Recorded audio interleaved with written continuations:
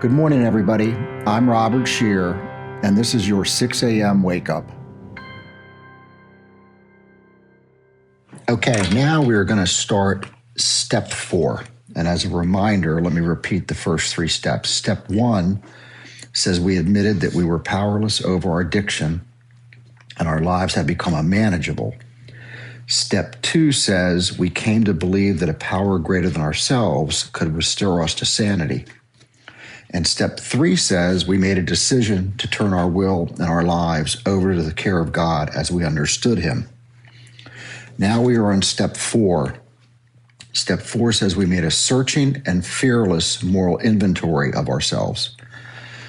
On the surface, this seems like a fairly simple, maybe even minor task.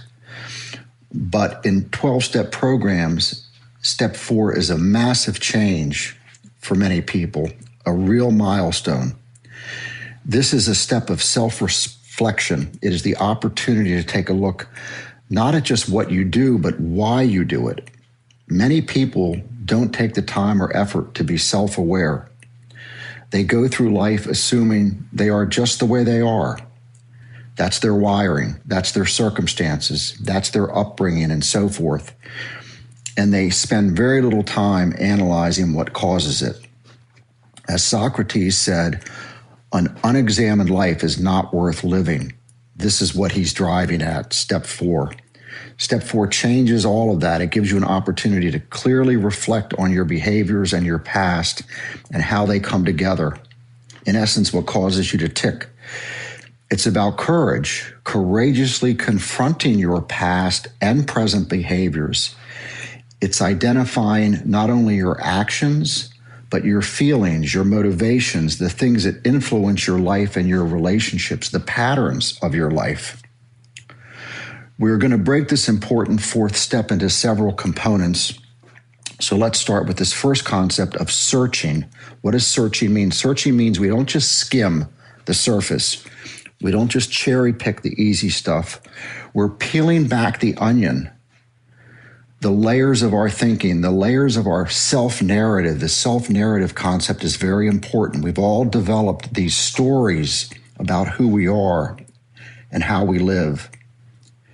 We're peeling back to get a deep, honest look at our patterns, not just what we did, but how we reacted, how we avoided things, how do we rationalize things, how do we justify certain behaviors.